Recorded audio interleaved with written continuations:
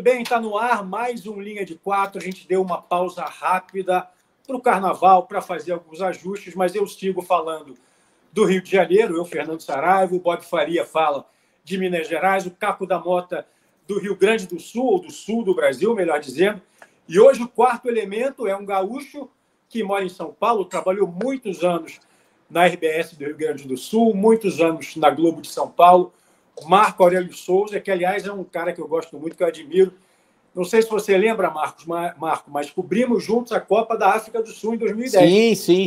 Você cobriu a seleção brasileira e eu itinerante, viajando e tal. E é muito bom reencontrar você, Marco. Estamos de volta. Bem-vindo, viu?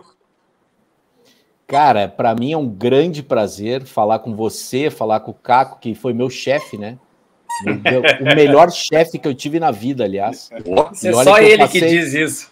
E olha que eu passei 18 anos na TV Globo, né? O Caco foi o melhor chefe, que basicamente porque é um chefe que está preocupado em que as coisas deem certo do ponto de vista editorial, criativo, entendeu?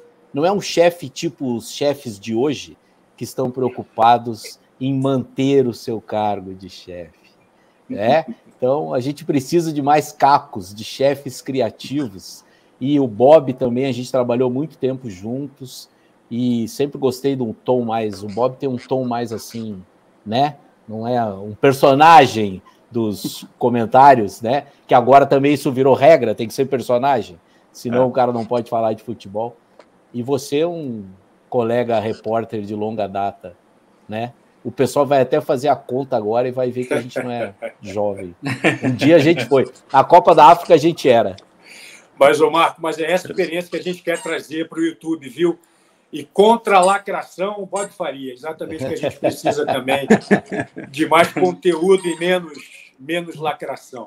Menos Pessoal, grito. olha só. A gente está aqui para... Claro que a gente vai falar do final de semana, muito a ser comentado, mas eu acho que para começar, vamos jogar um pouquinho para frente, não é? A gente tem aí, já amanhã, terça-feira, Flamengo e Del Valle, final da Supercopa Sul-Americana, e o Flamengo com essa corda no pescoço de não conseguir ganhar nenhuma decisão, né? Nenhum confronto decisivo.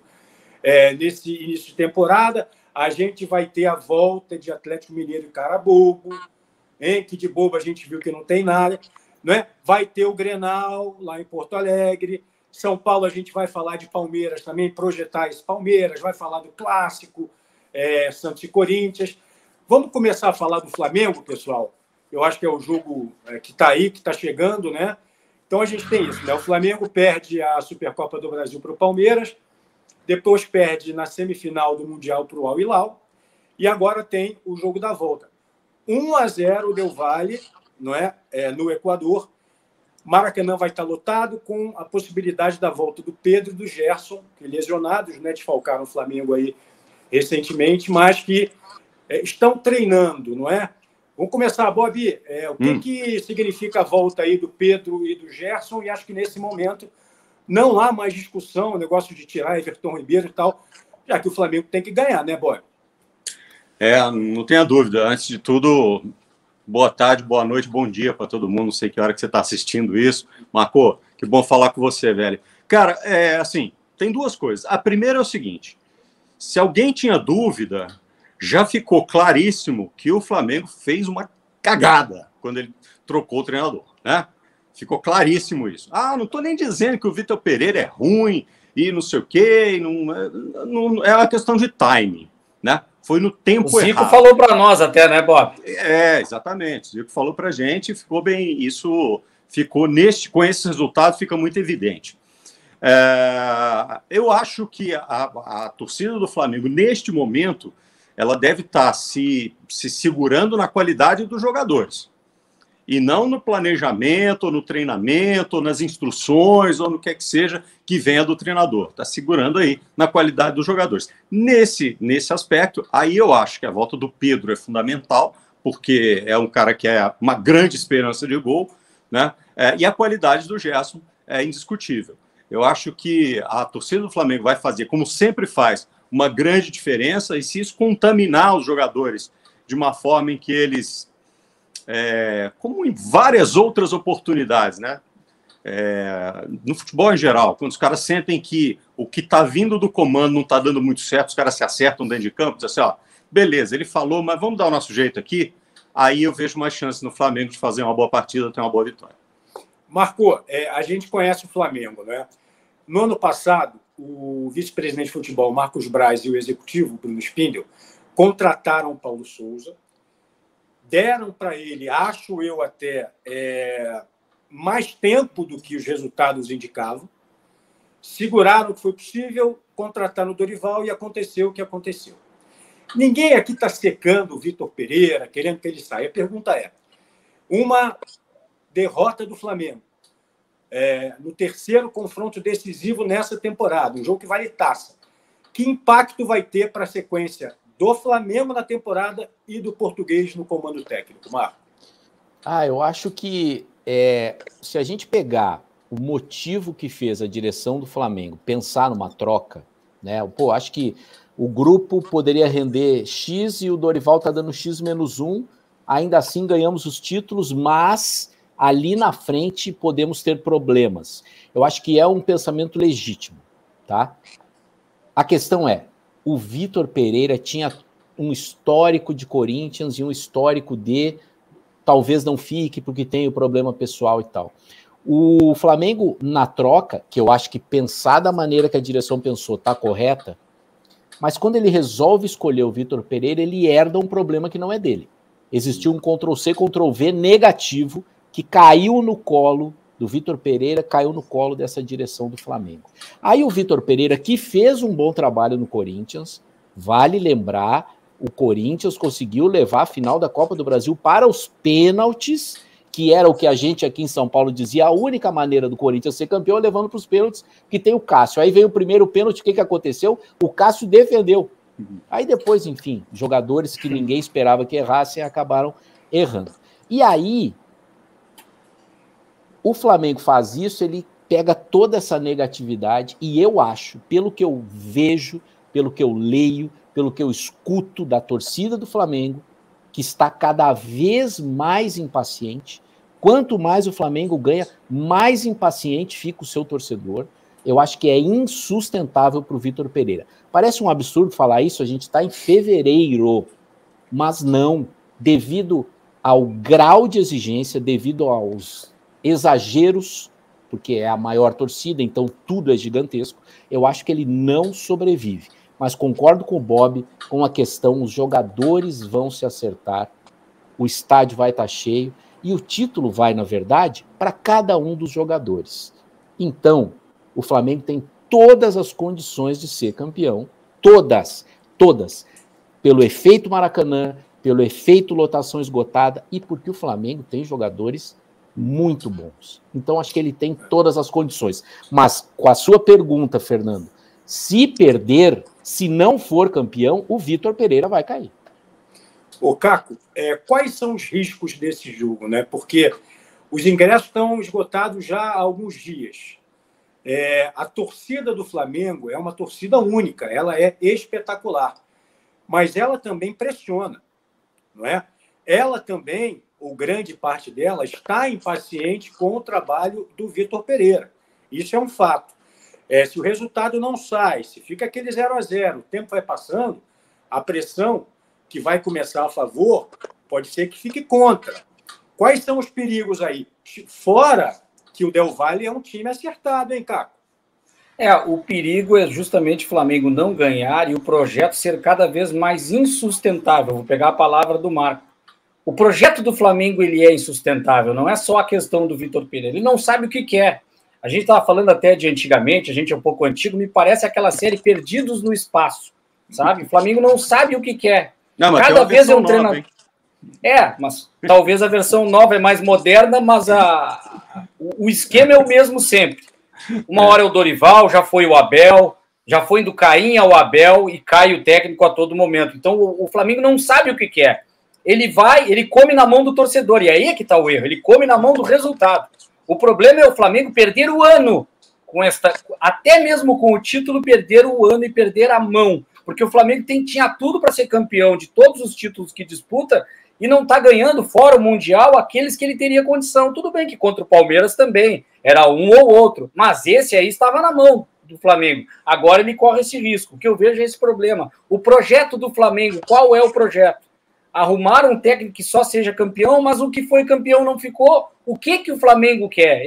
Esse para mim, é o maior problema. O Flamengo está perdido no seu projeto de futebol. Cada resultado negativo, ele muda o treinador, e por isso, para mim, é insustentável também a situação do Vitor Pereira. Se ele não vencer esta competição, não vai acontecer aquilo, né, Marco? Aquela frase antiga do Luiz Fernando Zaca, do Internacional: vou mudar não mudando. Certa vez era para cair o técnico Celso Roth, e ele mudou não mudando o técnico e até deu certo, para ser campeão gaúcho, vamos dizer. Mas o técnico não caiu no momento de crise. Não é isso que deve acontecer no Flamengo. Para mim, há uma contagem regressiva. Ou ele cai agora ou vai cair logo ali na frente. Não, interessante é que você até citou o Celso Roth, que acabou deixando o Juventude, né? Mais um fato dessa semana. Engraçado que você falou... Para mim, o Vitor Pereira é o Celso Roth português. Ele também perdeu o Mundial, essa coisa, estabilidade com o grupo. Né? Ele começa um trabalho, ele tem problema de gestão com os jogadores. Sempre um problema de que o grupo está em complicação, sempre tem um que está reclamando do técnico, isso vaza depois. É muito comum isso em alguns treinadores. E é difícil isso.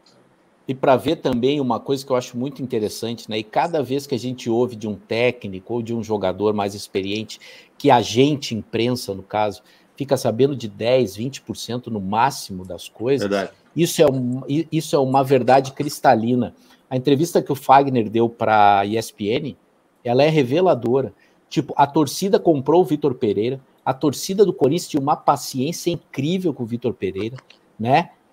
Tanto que o clube ficou insistindo para que ele ficasse e renovasse, e o vestiário era Saigon, aquela música, aquele sucesso do Emílio Santiago, nosso apartamento, um pedaço de Saigon, tinha soco dentro do vestiário e a torcida queria o cara, olha que coisa maravilhosa, né? E aí o Flamengo, voltando à questão feita pelo Saraiva, o Flamengo vai lá e herda esse problema, herda essa Saigon lá pro ninho do urubu, e agora tá com esse pepino para descascar. Quer acrescentar alguma coisa, Boy? Não, eu acho que é isso, cara. Eu acho que o Flamengo errou a mão, né? Não estou discutindo aqui a capacidade técnica do Vitor Pereira, até porque, também pelo histórico dele, não dá para dizer assim, seja um gênio da bola, um grande revolucionador, um mágico da tática. Não, é um treinador. Entendeu? Agora, o histórico... O Bob ficou sem som, Bob. Eu ia acrescentar, então, som, assim Bob, que voltar o som... Voltou. Vai lá, Bob. O histórico recente deixa claro que ele não tem as habilidades para lidar com a forma como o futebol brasileiro funciona, pelo menos nos bastidores de um clube do tamanho do Flamengo, do tamanho do Corinthians, né? Então, assim, erraram feio, erraram... Apenas para acrescentar, o Bob teve um probleminha, mas deu para entender o que ele estava dizendo, que eu não considero nem Celso Roth, que eu fiz a comparação, pode ficar engraçada, nem o Vitor Pereira maus treinadores na bola, no campo. Também não são geniais, como falou o Bob, não são reis da tática. Não, mas eu vou dizer para você uma coisa. O Celso Roth tem até título da América pelo Internacional. Perdeu para o Mazembe, mas ele foi campeão da América, ele recuperou o trabalho do Fossati, ele foi muito bem. Mas o problema é essa gestão com as pessoas, né, Bob? Não, mas como treinador, eu acho o Celso Roth muito melhor do que o Vitor Pereira. Inclusive conhecendo melhor o cenário, entendeu? Acho, inclusive, que o futebol brasileiro perdeu, assim, durante um tempo. Como acontece com alguma frequência, assim, alguns treinadores saem do cenário durante um tempo, a gente não sabe muito bem por quê. O Celso ficou 5, 6 anos fora do cenário, né? Mas é um cara que conhece muito de futebol e às vezes incompreendido. E às vezes ele também, assim, só para abrir um parênteses no Celso, eu acho que a gente, vocês da imprensa, como diz meu amigo Marcelo Barreto, a gente coloca uns rótulos assim, e a coisa mais difícil de tirar de um profissional é o rótulo, né, cara? Então o cara pode mudar o esquema dele quantas vezes for, pode ser campeão, pode não sei o quê. Se colou um rótulo nele de retranqueiro ou mal de grupo, vai ficar. O Luxemburgo padece um pouco disso, Bob. Até que você entrevistou outro dia, não é? Botaram rótulo, o Luxemburgo, botaram rótulo ultrapassado, vê tudo que ele ganhou. Agora, só para a gente fechar esse tema, se vocês quiserem comentar mais alguma coisa, o que eu acho curioso é o seguinte: o Caco disse que o Flamengo é refém da torcida e dos resultados. Nesse caso especificamente, ao trocar o Dorival, campeão da Libertadores da América, campeão da Copa do Brasil, buscou-se ali no discurso pelo menos uma melhoria do trabalho, que poderia melhorar. E agora é o seguinte, não é? Quem tomou essa decisão vai ter que pensar bem nessa sequência, não é? Porque, por exemplo, se o resultado não vier, o Flamengo ainda tem Brasileiro, Libertadores e Copa do Brasil. O Brasileiro ganhou 2 recentemente, Libertadores 2 recentemente, Copa do Brasil agora. Então, assim, o sarrafo está muito lá em cima, entendeu? Então, assim, acho que é um passo estratégico, não é? E se mandar o Vitor Pereira embora, diretoria passa recibo. O que vocês acham? De uma escolha infeliz ou de uma decisão infeliz? Cara, eu acho que é isso, mas assim, quando você comete um erro, é melhor corrigir rápido, né? Do que por orgulho ficar tentando segurar. Não, eu sei que eu fiz merda, mas eu vou dar mais um tempo para ver se a turma esquece. E aí eu faço um movimento. Eu acho isso uma besteira, assim, né? É uma besteira no mundo corporativo, e eu acho que isso é análogo ao futebol também. Se você fez uma besteira, conserta, cara. Entendeu? Eu vejo, por exemplo, treinadores, todo mundo percebeu que a mexida dele deu errada, mas ele mantém aquilo até o fim do jogo, porque ele tem, teoricamente, uma convicção de que aquilo vai funcionar rápido. E eu vejo os melhores treinadores do mundo, quando erram, eles consertam muito rapidamente. Entendeu? Opa, isso aqui não funcionou, deixa eu consertar. Então, eu sou adepto do conserto rápido. Erro todo mundo comete, erro de avaliação, erro de estratégia, erro de percepção, somos todos falíveis. Mais uma vez que você percebeu o erro, corrija. Marco, o Flamengo campeão, muda tudo aí em relação ao VP? Toda a análise? Mas aí depende muito como foi o jogo, né? Campeão no sufoco é uma coisa, campeão com goleada é outra, sabe? Porque a mão que afaga é a mesma que apedreja, né? Já diria Augusto dos Anjos. Augusto dos Anjos. E a mão que eu estou me referindo é essa torcida gigantesca, né? A gente sabe que o Flamengo, tudo é superlativo. Então, se perder, vai ser o pior do mundo, se ganhar, vai ser o melhor do mundo. E aí pode ser que ele tenha uma tranquilidade para algumas rodadas, ou depois ganha o Campeonato Carioca, por exemplo, né? Que devido aos números e ao dinheiro que o Flamengo tem por mérito dele, tá? Ele não ganhou, esse dinheiro não veio do céu, foi por mérito de outra diretoria. Não é mais do que a obrigação ganhar o Campeonato Carioca. Aí vamos supor, ele ganha o Campeonato Carioca, ele já começa o Campeonato Brasileiro numa outra situação. Mas, voltando à entrevista do Fagner, temos que ainda checar se o vestiário do Flamengo está numa boa ou não. Se nas internas as coisas estão acontecendo numa boa ou não. Que já ficou claro que o Vitor Pereira, que era algo que para nós da imprensa não existia, tem problemas lá dentro, né? Então acho que isso é algo que tem que ficar com esse alerta. E o grupo do Flamengo, cheio de jogadores renomados, caros, cascudos, é mais difícil do que... Se o vestiário do Corinthians tinha problema, imagina o do Flamengo, né? Então acho que ganhando... ele vai ter uma tranquilidadezinha. Não, então, é só botar uma pimentinha. Vocês acham que a torcida e até, enfim, a comunidade do futebol, de uma certa forma, é ingênua o suficiente para achar que, nessa altura, se o Flamengo ganhar, porque o Vitor Pereira fez alguma coisa? Ou não fica meio claro, assim, de que os jogadores resolveram por eles mesmos? Então, eu acho. Com certeza.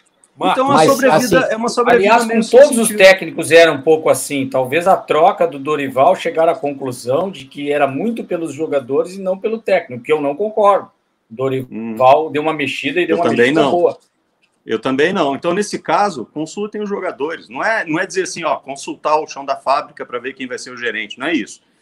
Mas, assim, se tem um nível de jogador que é capaz de perceber esse tipo de coisa, e tem um grupo que está azeitado e está ganhando, chega lá e fala assim, olha, rapaziada, o que está acontecendo, precisamos de um treinador, que tipo de caminho nós podemos andar. Eu acho que, assim, um diálogo faz bem, né? Eu acho que talvez o Flamengo tenha negligenciado o poder do diálogo. Meus amigos, eu acho que pelo tempo já dá para a gente mudar de assunto. Vamos falar do Galo? Agora, desse papo todo, uma manchete para mim ficou, cara. Se quiser, bota aí. O Bob disse, Celso Roth é muito melhor do que o Vitor Pereira. Isso aí é uma manchete interessante. O Bob, oi. Vem cá, amigo. E esse Galo, cara? Um empate na Venezuela, um jogo decisivo agora que vale a sequência do Atlético Mineiro na Libertadores da América, com o elenco que tem, com o time que tem, com o técnico que tem. E o que você pode falar desse cara bobo? A gente tem o Hulk voltando, não disputou o jogo de ida por causa de Covid, enfim. Dá um panorama para a gente aí do que você imagina para essa partida Atlético Mineiro e cara bobo. Cara, olha só, muita gente fez essa piada com o cara bobo. O cara bobo, o cara bobo, o cara bobo. Assim, só para contextualizar, o time chama cara bobo porque fica no estado de Carabobo, na Venezuela, né? Chamava-se Valência, que é a capital do estado de Carabobo, depois acabou se tornando Carabobo e tudo mais. Não é um dos times mais populares da Venezuela, como a Venezuela, o futebol não é o esporte mais popular da Venezuela, como a gente sabe, os caras gostam de jogar beisebol lá. Então, o Atlético foi lá e enfrentou um time muito, muito fechado, com uma torcida de 1.000 pessoas na arquibancada, mas muito, muito fechado num campo muito ruim, ok? E não conseguiu vencer. Claro que tem o desgaste, não acho que o desgaste, assim, 14, 16 horas de viagem para ir e tudo mais, tenham sido tão impactantes, mas a falta do Hulk foi muito impactante, né? Porque hoje é o jogador mais decisivo do time do Atlético, ele que dá o tom do time do Atlético. Bom, dito isso, é preciso a gente entender que é o seguinte, o Eduardo Cudê, ele não conseguiu uma vitória contra o Cruzeiro, ele não conseguiu uma vitória contra o América, os dois grandes desafios dele na temporada, e também contra a competição internacional. Contra o Grêmio também. Não, também. Clássico não. Clássico não com ele no Brasil. Não ganhou clássico no Brasil. Não ganhou. Nem no futebol gaúcho, nem no futebol mineiro. Então, assim, ele está tentando implementar, gente, um esquema que o Caco conhece muito bem, o Marco também, que usa um volante, 3 meias, 2 atacantes. Ok? O Atlético tem uma tradição de jogar com 2 extremos. Mas aí, eu acho o seguinte, esse nem é um argumento tão importante assim, porque a tradição é com outros jogadores, com outra situação, com outra forma. Mas para o torcedor, é um jeito diferente de ver o time jogar. Você, meu time não joga pelo lado, o time não tem extremo, o time não tem centroavante e tudo mais, afunila muito e tudo mais. Ele tá insistindo nesse formato de jogo. Acho que ele é um bom treinador o suficiente para entender que ele precisa ter outras opções. Não entrar aqui no tatiquês porque você é chato pra caramba. Mas, assim, o time precisa ter outra saída, porque senão fica muito previsível. E qualquer time que tenha estudado o Atlético e que tenha um mínimo de qualidade técnica, como é o Cruzeiro, como é o América, ou como provavelmente foi também o Carabobo, sabe como marcar o Atlético. Porque ele anula ali aquelas principais saídas, se não é um lampejo de genialidade do Hulk, né? Uma falta bem cobrada, uma coisa assim, como foi no último jogo, a falta cobrada do Hulk e o Patrick fazendo o gol, a coisa não desenrola. Então, acho que o grande desafio do Galo hoje é achar uma forma de jogar que atenda não só a vontade do treinador, mas as características dos jogadores também. Porque senão vai ficar previsível. E aí, por melhor que seja o time, não vai avançar muito não, entendeu? Eu tenho a convicção de que o Atlético vai jogar muito melhor no Mineirão do que jogou lá na Venezuela. Agora, e analisando... não tenho dúvida. E acho, inclusive, que o time do Carabobo não se classificaria no Campeonato Mineiro. Tem 3 ou 4 times no Campeonato Mineiro que são muito melhores. Muito melhores. Mas, enfim, o Atlético precisa achar o caminho para jogar com os caras. Se não conseguiu furar a retranca lá, os caras vêm aqui com 11 em cima da linha do gol, né? Vão ter que achar uma saída. Pois é, Marco e Caco, eu queria lançar 2 temas aí. E aí vocês escolhem o que responder. Um dos 2 eu quero que fale desse início de temporada do Hulk, impressionante, fazendo gol de falta aberta, né? Tendo clássico agora, ele cobra uma falta, que acerta a travessão, e no rebote o Patrick faz. Na verdade, assim, Sarava, a bola ia no ângulo. Se o impressionante. Se o Cavicchioli não toca nela, ela não batia na trave. Está batendo de tudo que é jeito, de distância e tal. Então, um dos 2 foi para falar do... Isso é que eu acho que você estava pensando assim, é um jogo perigoso. Não é um jogo perigoso, é um jogo ingrato. Porque se você pega um time mais tradicional, a responsabilidade está dividida agora, é inconcebível, vai ser um desastre ser eliminado pelo cara bobo. Vamos lá, Marco e Caco, toquem a bola aí, vocês 2. Eu acho que o Brasil, com essa decisão meio quase unânime, que precisa contratar técnicos estrangeiros, ele fica refém da ideia do técnico. O técnico vira algo muito autoral e escravo das suas ideias. O Bob tocou muito bem no fato que o Kudê não joga com gente pelo lado, não joga com os pontas. Já não jogou assim no Internacional, e a gente achava que era porque ele não tinha as peças. E agora no Galo ele deixa exposto, porque o Galo tinha as peças, que ele não gosta. Tanto que lá na Rádio Gaúcha estão falando que o Ademir pode ir para o Grêmio. O Keno já está no Fluminense. Então, é o jeito dele. Então ele chega e diz, eu jogo assim, e bate o pezinho. Então, um clube com o grupo de jogadores que tem o Galo e com o dinheiro que o Galo tem agora, ficar refém desse jeito, eu sempre acho um problema. Mas, a favor do Kudê, o trabalho que ele fez no Inter foi bom. Lá na nossa realidade gaúcha, o Caco conhece muito bem, o fato de não ganhar Grenal é avassalador. Isso destrói a vida de um cara. Destrói a vida do cara. E ele perdeu para o Renato compulsoriamente. E aí, quando surge a chance dele ir para o futebol europeu, e eu acho que ele fez certo, ele foi tentar a vida na Espanha e treinou lá na Espanha e tal. Agora, ele vem para o Galo e ele pede quem? Patrick. Ele vem para o Galo e pede quem? Edenilson. O Edenilson até tem uma outra história. O Patrick tem aquele carimbo de não ganhei nada. E isso é muito sério. Um vestiário também é formado, ele começa a ser formado, o cara faz uma listinha. Quem é que já ganhou? Ah, nós temos o fulano e o fulano. Traz o que ganhou. Porque, né, você começa... Aí ele já traz pessoas que não tiveram um histórico recente de conquistas. O Edenilson, embora tenha sido durante muito tempo um grande nome do Internacional, infelizmente pegou uma época que o Inter não ganha nem gauchão. O Patrick é a mesma coisa. O Patrick deu um chilique porque disseram que ele foi trocado pelo Lisieiro. Aí o Inter teve que emitir uma nota para dizer que ele não foi trocado. Ele foi negociado com o São Paulo, aí veio para o São Paulo e já está lá no Galo. Então, acho que o Galo vai ganhar do mesmo jeito que o Flamengo vai ganhar, porque os jogadores vão resolver. Porque tem o Hulk que está iluminado de novo. Né? O Hulk parece que ele é de uma divisão e os outros jogadores são de outra. É impressionante quando ele bota a bola na frente, é impressionante como ele chuta, a confiança dele voltou absurdamente.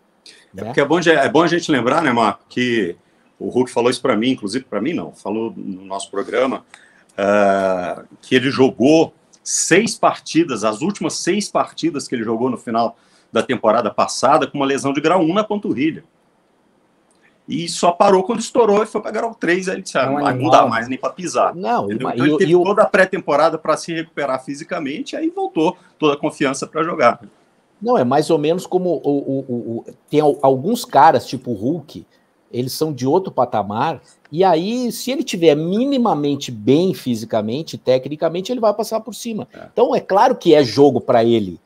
Eu não tenho nenhuma dúvida que ou ele vai fazer, ou a bola vai bater na trave e alguém vai fazer. Alguma coisa ele vai fazer. E acho que o Galo, diferente do Flamengo, passa até com mais facilidade, né? Mais facilidade, jogando em casa, enfim, o time é muito melhor, o Del Valle é muito melhor que o cara bobo, não existe comparação. O Del Valle é aquele cara que te engana, tu acha que ele é fraco, mas ele não é. É um time jogado, é um time experiente, é um time que gosta de ser o menor, gosta de não ser... São Paulo não viu a cor da bola, né, Marco? Na final da Não, eles ganharam ao natural a Sul-Americana. E aqui todo mundo dizia, ai, que bom jogar contra um time que não tem tradição. Não, o futebol tem o bom e o ruim. A camisa ganha nos 45 do segundo tempo. Ninguém tem mais medo de ninguém, né? Então, mas acho que o Galo recente passa até...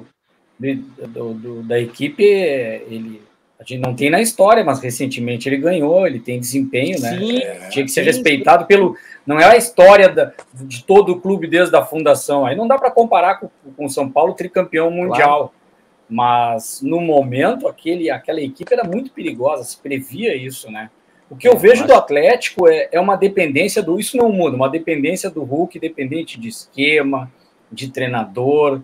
E eu vejo, assim, num percentual muito alto. Pode ser que, futuramente, mais organizado, como é o Palmeiras, eu vejo que o Palmeiras perde peças e ainda é um time equilibrado, peças importantes, né? O Hulk, para mim, é 80% do time. Sem ele, tu vê, empatar com um cara bobo, pelo amor de Deus... Até jogando mal tu ganha do cara bobo, com todo respeito ao cara bobo. Não vão colocar esse vídeo, não vai motivar. É jogo para tocar mais de 4 em Belo Horizonte e atropelar a equipe. Para mim é isso, ao natural. Ainda mais com o Hulk. Agora, aquela questão que o Bob falou, eu discordo um pouco da questão da... Não sei se era uma afirmação ou uma constatação. Não sei se eu tenho que discordar também de ti, Bob, mas da cultura do clube ser de um jeito e o Kudê colocar de uma outra forma o time jogando. O que eu acho ruim é ter receita de bolo. A minha receita é essa. Então, se tu tem os jogadores para tua receita, ok. Não adianta a tua receita ter farinha, sal e açúcar mascavo, mas tu não tem isso. Tu não vai formar o time com aquilo. Tu tem que adaptar o que tu tem. E o Galo tem alternativas táticas maravilhosas. E ele não está fazendo isso. Ele tem uma receita de bolo e não coloca. Agora, mudar o sistema em relação à cultura, pode. Eu vejo assim, o Renato, de certa forma, ele é um pouco revolucionário do Grêmio. O Grêmio sempre foi um time mais reativo, Filipão, fechado, no contra-ataque, na raça. O Renato, há alguns anos, e o Roger também fez um pouco isso, tem colocado um Grêmio mais para cima, que vai para cima, que tem mais controle de bola, tem mais posse de bola, ataca mais. Não que os times do Grêmio não atacavam, mas era sempre muito isso, fechado, na raça, com um gol. Olha o gol qualificado, quantas vezes o Grêmio ganhou. Mas um técnico pode mudar a cultura desde que o desempenho dê certo. E agora ele não está tendo aquele desempenho ideal e o resultado. Mas é um excelente técnico, ele acertou muito rápido o Inter do jeito que estava jogando. O problema foi esse tipo de coisa, não ganhar Grenal realmente pesa. Daqui a pouco, lá na frente, eu não sei se isso... Aí o Bob vai poder dizer melhor. Se isso somado, assim, os gaúchos estão dizendo que ele não ganhava clássico. Aqui também não. No próximo contra o Cruzeiro, se isso pega muito aí, ele vai se complicar. Mas ele tem tudo para acertar o time do Galo, que tem boas peças. Mas é uma transformação que tem que dar um tempo para o Galo. Não é que nem o Vitor Pereira, por exemplo, que estragaram um sistema que estava dando certo. Eu vejo que é uma transformação que o próprio Cuca não fez. Ele precisa entender as peças que ele tem, sabe? Por exemplo, o Ademir, né? O Marco está falando ali, tem uma fumacinha do Ademir indo para o Grêmio, né? Podemos até falar um pouquinho mais disso aí, ver de onde que vem circula isso. Mas, assim, evidentemente, o Ademir, ele teve o seu melhor momento na carreira jogando pela América, que era um time, eu detesto usar essas terminologias, mas vamos colocar assim, reativo. Era um time que jogava na retranca e botava a bola no contra-ataque. Aí ele tinha espaço para correr, pelo lado direito, cortava para dentro e fazia gol. Ok. Foi contratado pelo Atlético. Aí, chega no Atlético, eles querem que ele vá para a linha de fundo pelo lado direito. Não funciona. Por quê? Porque se ele chega na linha de fundo pelo lado direito, ele tem que virar o corpo para tentar cruzar com a perna esquerda. Que ele não consegue cruzar com a perna direita. Então, 100% das vezes ele erra. Aí, o que fazem com o Ademir? Não, aí chega o Kudê e fala o seguinte, não, Ademir vai jogar por dentro. Ok? Ele não sabe fazer isso. Ele não sabe jogar de costas pro gol. Ele não sabe fazer isso. Então, aconteceu com o Paulo... Com o Paulo Souza no Flamengo. Não, eu digo o jogador do Atlético, o Paulinho. Paulinho. Não é o Paulinho, Paulo lateral direito. Paulinho, saiu. Sim, saiu. Foi pro Vasco. Sim. É um lateral ofensivo e tal, não sei o quê. Pô, no esquema com um volante, você não pode ter um lateral ofensivo o tempo todo, quanto mais 2. Aí o menino não conseguiu jogar. Disse, ó, o cara botou Edenilson na lateral direita, me deixou no banco. Improvisou outro volante na lateral direita e me deixou no banco. Agora contratou o Saravia, que é um lateral que já trabalhou com ele também. Então eu não vou jogar, vamos embora. Entendeu? Então me parece que ele está muito... Ele está dentro disso que o Caco está falando. Ele está muito refém da ideia dele, e talvez ele tenha um número de jogos aí que ele tenha colocado na cabeça, olha, eu vou jogar 15 jogos assim para ver o que acontece. Se não der certo, eu mudo. Não sei. Amigos, eu sou o chato do rolê aqui, controlo o tempo, então vamos... Agora, o Cudê é o seguinte, eu comento muito o Campeonato Espanhol pela ESPN, e ele não fez um bom trabalho no Celta, e quando Carlos Carvalhal assumiu, o Celta veio melhorando lentamente, mas apresenta evolução, viu? Agora é o seguinte, agora é com você, cara, é com você, Marco, é Grenal de número 3.848. Vem cá, Mano e Renato, PH. PH joga mais que o Soares, cara? Tá fazendo mais gols que o Soares, né? Mas, claro que não joga mais. O Soares eu digo, é a maior contratação da história do Grêmio, um dos maiores atacantes que está no Brasil, em nome, o 5º maior atacante do mundo. É uma contratação fantástica. O Grêmio tem um jogador espetacular, mas essa rivalidade, né, Marco? É fantástica por isso, porque às vezes tem um jogador que não tem nome, não é o caso do Pedro Henrique, que está indo bem no Internacional, mas às vezes sai do banco e o cara, assim, ao contrário do Cudê, do que a gente está falando, o cara no Grenal é o cara. Ele só joga Grenal, faz um gol, é o Jorge Veras no Grêmio contra o Tafarel, essas histórias que tem do Grenal. Acontece muito isso, decide título muitas vezes. Num campeonato gaúcho pode não valer nada e ser aquela coisa do engana bobo, mas eu acho interessante esse duelo. Porque é o seguinte, Marco, o que eu vejo, o campeonato gaúcho tem... Por que o Vianney Carlet, falecido, o grande Vianney Carlet, falava em engana bobo? O Inter e o Grêmio não tiveram suas zagas testadas ainda. Primeiro que os gramados são horrorosos, os adversários são limitados. A zaga, a gente só está falando do ataque do meio para frente. A gente não fala das defesas porque elas não são ameaçadas. Vira e mexe, é um contra-ataque do São Luís, uma jogada do Caxias ali, né? O Ipiranga de Erechim, um ou outro, ou fora de casa, num buraco que a bola bate, sobra, dá problema para o goleiro. Então eu vejo que, para mim, a provocação que eu faço, Marco, a gente fala muito do meio para frente. Os dois, para mim, estão muito fortes nesse aspecto. Ainda acho que o Inter tem mais conjunto, apesar de ter tirado seu homem de referência, o alemão, vai jogar com o Pedro Henrique e o Wanderson, provavelmente, o Luiz Adriano no banco, não deve começar, porque ainda não tem o ritmo com o grupo, mas tem um articulador muito bom, e o Grêmio achou uma maneira de jogar diferente, com o Vina no time, goleou o Novo Hamburgo, mas não é referência. O que eu vejo é esses ataques do meio para frente, muito fortes. Qual a defesa que vai resistir melhor? Claro que o Grêmio joga em casa, né? Mas eu vejo muito isso. Eu não confio muito ainda no sistema defensivo, nem do Grêmio, nem do Internacional. E o Grenal vai ser um parâmetro para isso, Marco. Não sei se tu concorda. Então, eu acho que o Grenal lá, pra gente, é um jogo à parte. Ele é capaz de estragar o teu ano. É impressionante isso. Ele tem esse poder. Eu acho que nos outros estados não é assim. Mas lá não adianta. Acho que aqui é assim também, viu, Marco? Tanto que chegaram a falar na possibilidade, agora já abandonaram isso, de colocar times reservas, que esse é a maior prova que o Grenal é capaz de destruir. Não, então foi com time reserva e tal. Não, vão jogar com os titulares. O Internacional poupou os jogadores no jogo do fim de semana, pensando no Grenal. Aí o Grêmio tem um jogo de Copa do Brasil. O Grêmio vai jogar pela Copa do Brasil, pode ser eliminado, e aí é que o circo pega fogo. A gente não está nem falando nisso. Exatamente porque tem o bendito Grenal. E o Dorival Júnior, uma vez, estava no Bem Amigos, talvez o Bob até estivesse lá essa noite. Ele falou uma coisa que, para mim, aquilo virou um mantra, um carimbo na minha cabeça. Ele disse assim, porque daquela associação dos técnicos que ele... Se não me engano, ele era o presidente ou o vice. Era ele e o Wagner Mancini, inclusive. Exatamente. E aí, o Dorival disse o seguinte, Fernando, ele disse assim, o Brasil exporta tantos jogadores que 30% de quem está na Série A deveria estar na Série B o da B deveria estar na C, o da C deveria estar na D e o da D não deveria ser profissional. Olha um técnico do tamanho do Dorival Júnior dando um dado. É um dado estatístico. Verdade. Por que eu estou fazendo toda essa abertura? O Campeonato Gaúcho, o Campeonato Mineiro, o Campeonato Carioca possuem esses jogadores. Uhum. E nesse ano, o que aconteceu? Os grandes não começaram a treinar depois. Os grandes começaram a treinar 2 meses antes por conta da Copa do Mundo. Então, no gauchão, tem muito isso.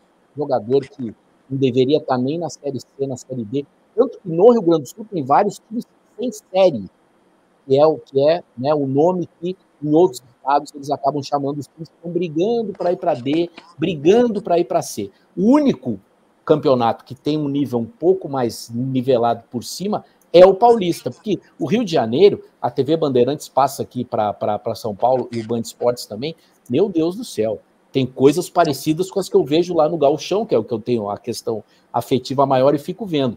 Em Minas Gerais, mesma coisa. Embora já tenha mais uns 2 ou 3 times bem alinhados, times de Série B, Série C, também tem, sabe? Então, como o Caco disse, o Grêmio não teve parâmetro nem o Internacional. Nem o Grêmio, nem o Inter. Eu acho que esse Grenal tem uma coisa muito boa. 2 gaúchos nas casas matas, que lá a gente chama banco de reserva. Isso é legal. O Mano conhece muito bem a aldeia, o Renato nem se fala. E o Renato, por essa última fase do Grêmio, que é o Grêmio dos títulos e tal, ele é um derrubador de adversários em Grenais. Só que o Mano, vale lembrar para quem não lembra, o Internacional campeão do mundo não foi campeão gaúcho. Perdeu para o Mano. E no ano seguinte perdeu de novo. Então o Mano tem 2 títulos no auge técnico do Internacional como treinador do Grêmio. E agora ele treina o Inter. E o Renato, nos últimos tempos, não sabe o que é perder Grenal. Ou ganhava 4 para perder 1. Então acho que no banco é que se dá o maior molho para esse Grenal, porque eles vão inflamar os times, eles vão falar sobre a importância, devem estar estudando muito o outro time, né? E é o Grenal do Soares, né? O Caco falou, é um dos maiores atacantes, não é um dos maiores, é o maior e o mais famoso jogador na Liga Brasileira. Uhum. Se você vai para Bangladesh, Buenos Aires, Paris, PQP, qual é o jogador mais conhecido que joga no Brasil em 2023? Na América do Sul, né, Marco? Luiz Soares. É verdade. Luiz Soares. Eu acho que agora... Se você olhar a propaganda do Premier que eu vi hoje, por acaso, qual é o primeiro jogador que está na foto? Ô, Marco, eu acho que com a chegada do Marcelo ele vai rivalizar nessa questão de um jogador... mas o fato de não ser atacante não tem como. Mas o atacante é sempre mais forte. Eu não vou entrar nessa discussão. Fernando, essa discussão só existe no 021. Essa discussão só existe no Rio de Janeiro. Voto vencido. Só existe no Rio de Janeiro. Não tem como comparar um lateral esquerdo que talvez jogue de meia com um cara que é centroavante. Agora, olha aqui, isso aí nós vamos discutir quando tiver um duelo de tricolores no Brasileirão. Aí nós vamos discutir. Eu quero te passar a bola fazendo o seguinte pensamento aqui. O Marco falou sobre a rivalidade, né? Eu não sou daí, mas, enfim, Grenal, Cruzeiro e Atlético e tal. O que a gente tem visto, historicamente, mas só para a gente citar esse ano, Atlético Mineiro e Cruzeiro, tiro, porrada e bomba, uma coisa horrorosa, pouquíssimo futebol, todo mundo querendo brigar, todo mundo xingando um ao outro. Né? A torcida se comportando muito mal. Botafogo e Flamengo agora. Batalhão de choque no campo. Não é? Também confusão, também briga, reclamação para tudo que é lado. O Grenal, historicamente, a gente sabe o que é. Né? Então, eu só espero, pode ser uma utopia, espero ver um bom jogo de futebol. Espero ver porque há qualidade nos 2 times.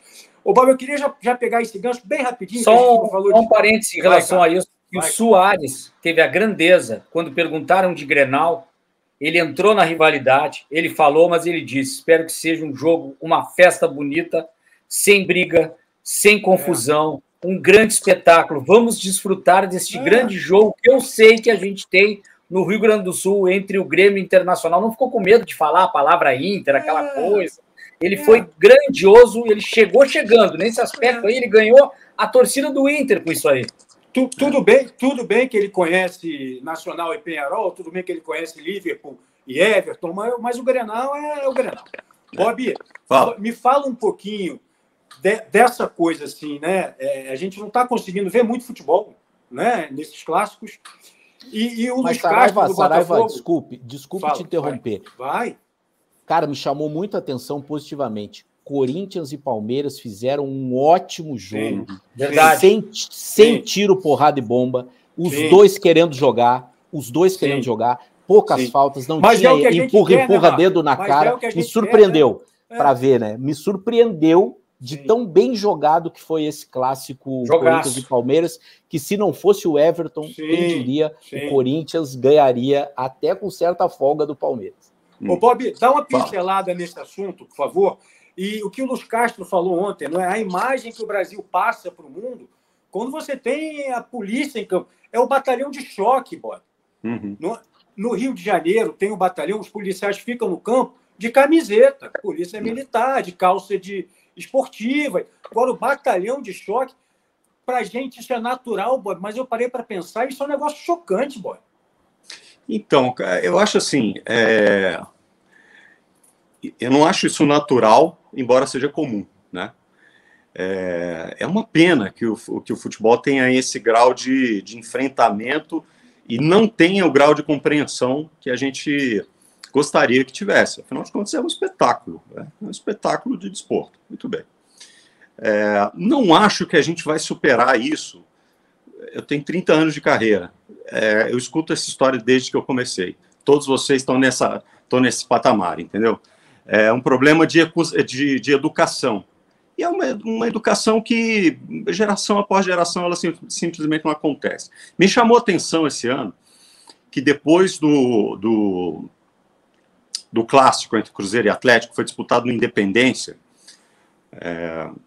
o que para mim já foi um equívoco, né? Mas, enfim, tem a questão toda do Cruzeiro não se acertar com a Minas Arena, para jogar no Mineirão, e tudo certo. E aí deu o que deu, os caras jogando sapato, bomba, não sei das quantas, aquelas coisas todas. O Ronaldo, ao contrário do que disse no ano passado, quando ele disse assim, eu acho que os clássicos têm que ter duas torcidas, porque faz espetáculo, faz parte, as duas torcidas e tudo mais. E 100% dos atletas com quem eu converso dizem assim, eu acho que o jogo tem que ter as duas torcidas mesmo, que o jogo é assim, tem que ser desse jeito e tal. Esse ano ele disse, eu vou sugerir que os clássicos sejam de torcida única, porque a gente não está preparado para ter clássicos com duas torcidas. O Ronaldo mudou de opinião nesse período de um ano. Em que pese a gente ter muito mais problemas fora do estádio do que dentro do estádio, pelo menos aqui em Minas Gerais, né? Eu não me lembro qual foi a última vez que a gente teve um problema grave dentro do estádio, de briga de torcida. Mas tem episódios fora do estádio, os caras estão a quilômetros do estádio, mas eles marcam para brigar, entendeu? O que nós sabemos também não é uma coisa que tem a ver com a paixão pelo esporte, tem a ver com domínio territorial. Aí já é uma outra discussão. Mas não acho que a gente vai superar isso com tanta facilidade assim, não. É uma questão de educação. E é uma questão de educação muito mais primária do que a gente pode imaginar. Caco e Macaé, quer acertar alguma coisa ou passamos para o futebol paulista? Para mim, pode virar. Eu acho que você... Eu não quero ser pessimista, Fernando, mas se você quer um bom jogo, o Grenal não vai ser. Não vai ser. Normalmente não é, né? Não sei, sabe, Marco, porque esse não vale nada para os dois em termos de classificação. Não fala isso, Caco. Não, de classificação. Que não vale alguma coisa. Não, de classificação. Então eles podem jogar um pouquinho mais aberto. Eu tenho expectativa de que saia um jogo mais... Se o Grêmio ganhar o jogo, eles ainda vão ter mais um jogo, né? Ainda tem mais uma, né? Não é a última rodada, é a penúltima. Não. Tá, se o Grêmio ganhar, tá? E o Inter não ganhar a sua última, ele corre o risco de ser terceiro. Para o Inter vai. É verdade. O Marco, o Palmeiras reassumiu a liderança isolada lá do Campeonato Paulista. e o Abel disse que o Rafael Veiga é o melhor camisa 10 que ele já trabalhou e que já viu jogar ali, né, perto dele. Você concorda?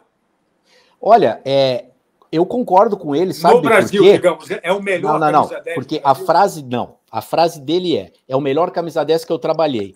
Qual histórico tinha o Abel Ferreira antes de treinar a Sociedade Esportiva Palmeiras? Já sei a resposta, nenhum.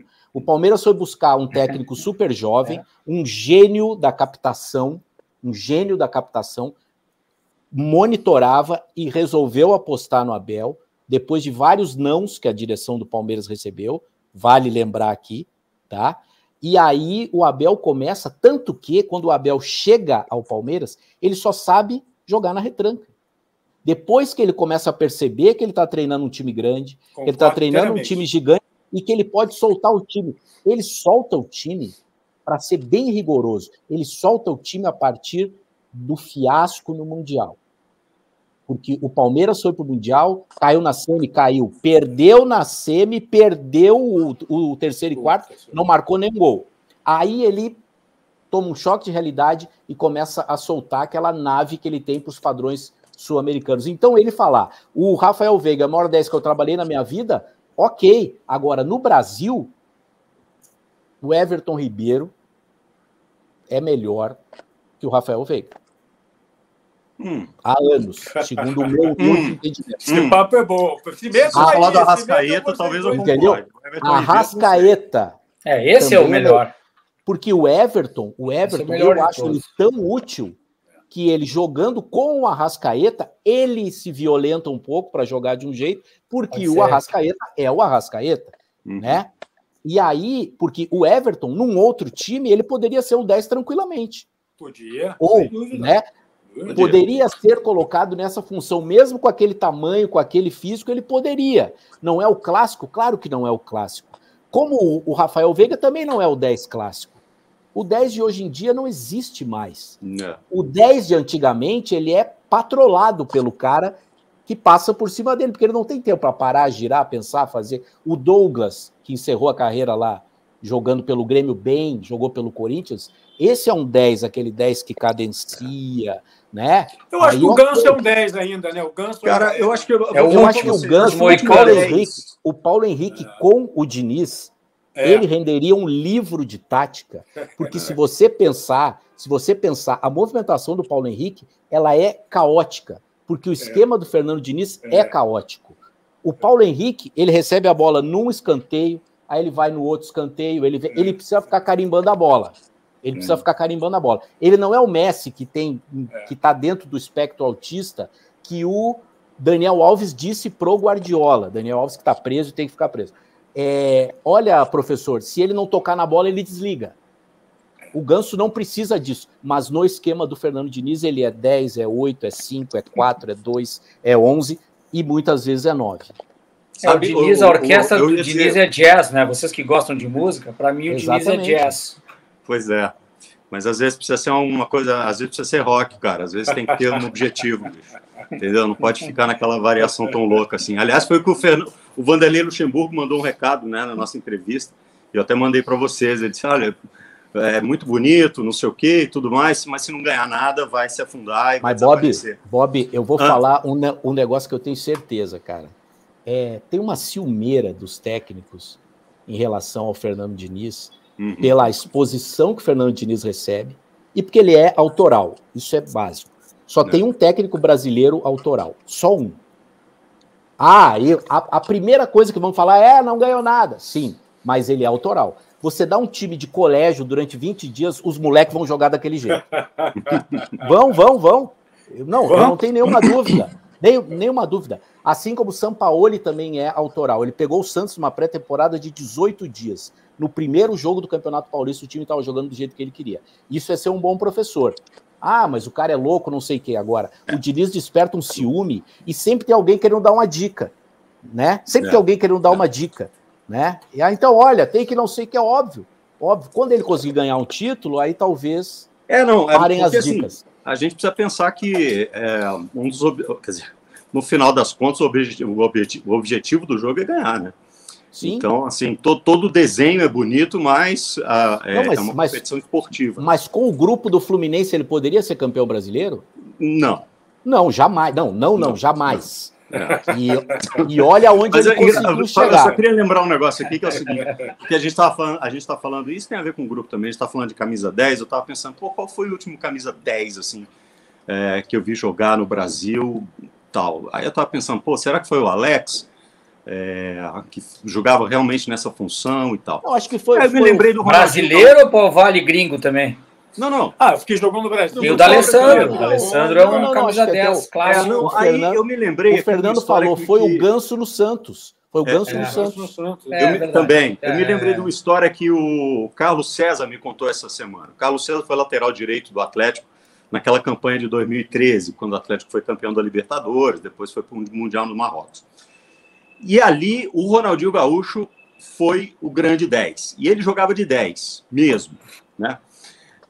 E aí o Carlos César contou uma história para a gente que eu achei muito divertida, que ele disse assim, um dia o Ronaldinho Gaúcho reuniu a gente ali, chamou o Bernard, chamou o Jô, chamou o Tardelli e tal, e falou assim, deixa eu falar para vocês uma coisa. Primeira coisa, não adianta ficar levantando o braço pedindo bola, porque eu coloco a bola no espaço. Então quem vai receber a bola é quem se apresentar no espaço, tá? Então não adianta pedir, gritar, não tem essa. Se o espaço não estiver lá, a bola não vai chegar. Segundo, não adianta também ficar levantando e fazendo gesto, porque eu não olho para onde vai, eu olho para o outro lado na hora de bater. Então para de fazer isso. Acha o espaço que a bola vai chegar para vocês. Terceira coisa, ele disse assim, sabe onde é que eu me posiciono no campo? Eu fico perto do árbitro. Por quê? Porque ninguém marca o árbitro. Você está sempre do lado contrário da bola e ninguém marca o árbitro, e ali eu tenho espaço para levantar a cabeça e pensar, Ronaldinho Gaúcho, velho. Mas se o árbitro estiver fora de forma, tá ferrado, né? Que puta sacada, né? Aí, cara, comecei a pensar e tal, fui ver uns lances dos jogos de 2013. Era isso, entendeu? Ele tinha tempo de pegar a bola, tal, levantar e metia a bola pro Bernard na esquerda, e metia não sei o quê, e o Tardelli entrando, e o Jô chegando e tal. Por quê? Porque o cara sabe usar o espaço, que ele sabe aonde achar o espaço maior. Falta essa inteligência. Ele antevê o jogo, isso é que é importante. O camisa 10 clássico, ele antevê o jogo. Mas o espaço é aquele ponto futuro, né? Essa história que o Bob chamou contou... o super trunfo, né? Chamou o super trunfo, vai falar de 10. Falou do Ronaldinho Gaúcho. Não, acabou. Acabou a discussão. Acabou. Então é o seguinte, Marcão. Fala. O Marco quer dizer alguma coisa, eu acho, em relação a isso. Porque ainda sobre esses fenômenos que, felizmente, a gente conseguiu ver, não faz muito tempo, o Douglas, já que a gente citou o Douglas aqui... Também. Né, começou no Criciúma, né? São Caetano, Corinthians, Grêmio e tal. O Douglas disse que quando jogou com o Ronaldo Fenômeno, ele era o 10 daquele time do Mano, né? Que ganhou a Copa do Brasil, inclusive fez a final com o Internacional. Ganhou a Série B e depois ganhou a Copa do Brasil. O Douglas disse que um dia foi até o Ronaldo e falou, e aí, como é que você gosta de receber a bola? Aí o Ronaldo falou para ele, cara, só tem 2 jeitos.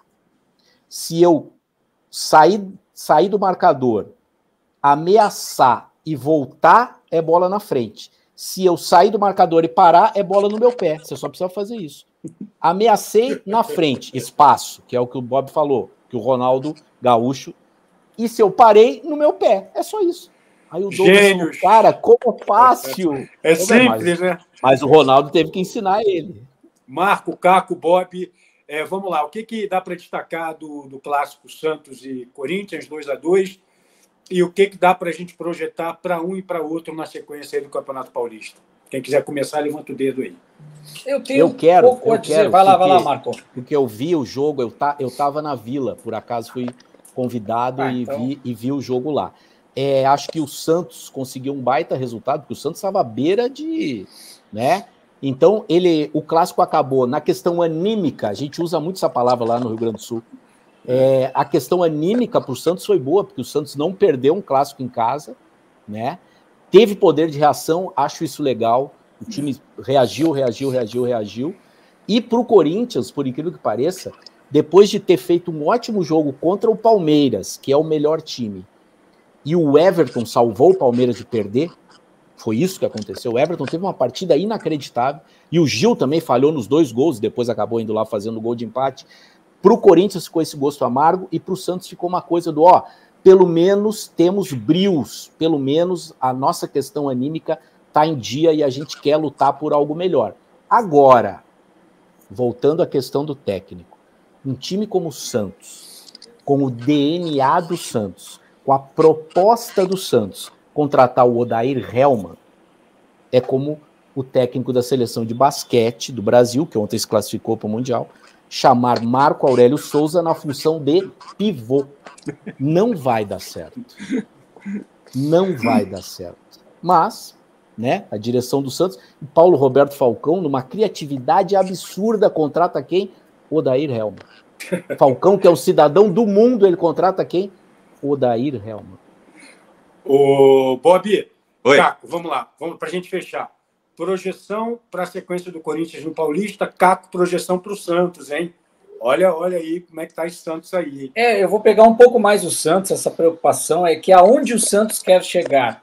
Eu acho que o Odair é o técnico que tem uma carreira do pragmatismo total.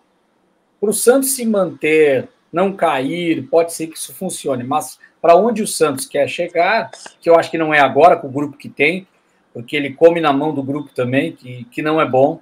O grupo de jogadores do Santos não é... Ele não tem bons jogadores para criar um sistema tático, mas eu concordo com o Marco nesse aspecto. Pô, o Santos é alegria, o futebol para frente, não quer dizer que isso não funcione, mas o Odair não casa bem com isso, não tem liga nisso aí, não dá liga.